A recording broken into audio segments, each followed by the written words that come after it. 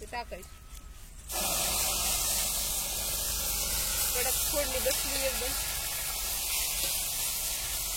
मीठ तर आपण मगच टाकलं होतं.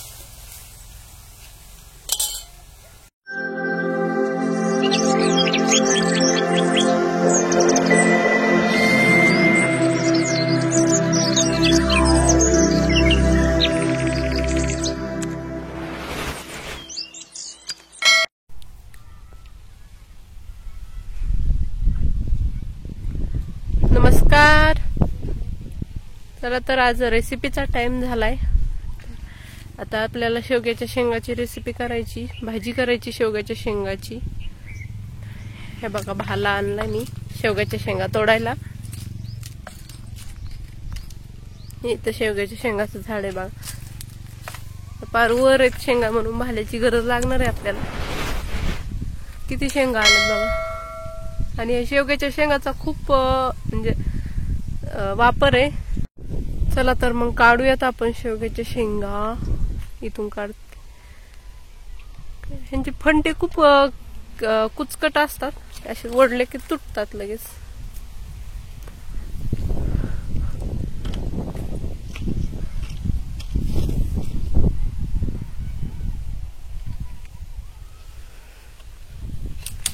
हे बघा आला, फंटाचा आला खाली.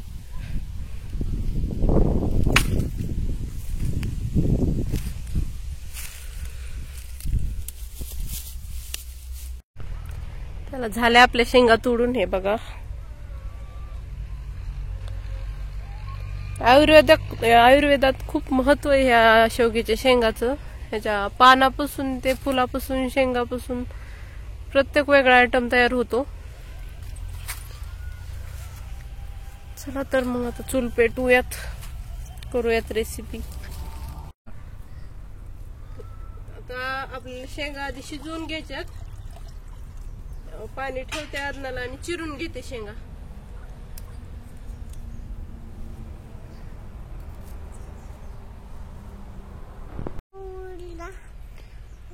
पुन्हा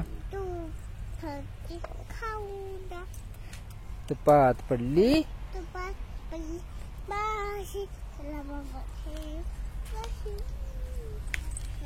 झालं का आपली शेंगा कापून? चिरून झाले, शिजायला टाकून आता. आणि आपल्याला मीठ जेवढं भाजीला लागणार आहे तेवढं टाकून घ्यायचं आधी शिजताना, म्हणजे शेंगा चांगलं मुरतंय. तर आता चांगले झाकून शिजू द्यायचे ह्या 10-15 मिनिट. शेंग चांगली शिजली आता. हे बघा, तर याला उतरवत आता हे पातेल्यात काढते आणि लगेच फोडणी देऊन घेऊयात कढईत.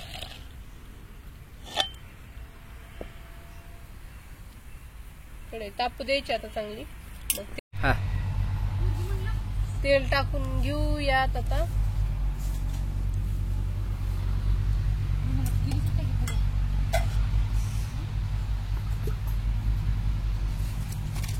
जिरे मोहरी टाकायची. मोहरी चांगली तडतडली की मग जिरे टाकायचे.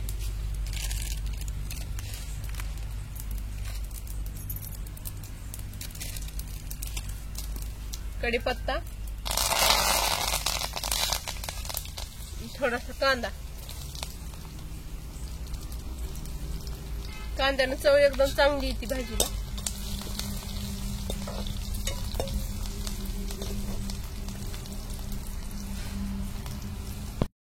कांदा थोडा परतत आला की खोबरं आणि लसण कुटून घेतलाय सोबत. उकळात कुटला त्या मोठाड दिसायले. चांगलं भाजून घ्यायचं आणि लगेच लाल तिखट टाकायचं.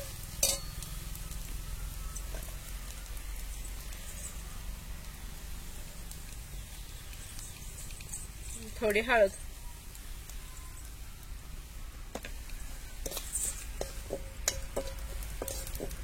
आणि जे आपण शेंग भाजून शिजवून घेतली होती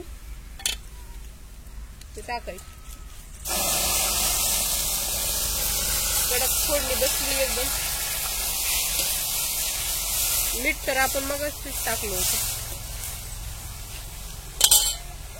भाजी की लगेच कोथिंबीर टाकायची आणि शेंगदाण्याचं कूट.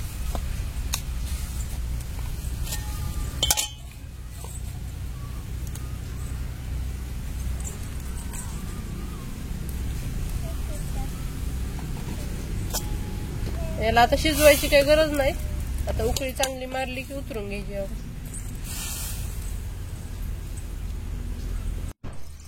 किती मस्त भाजी हो का छान शिजलीये आणि तरी आली एकदम. काढून घेऊयात. व्हिडिओ आवडला तर लाईक करा आणि आपल्या चॅनलला सबस्क्राईब करा.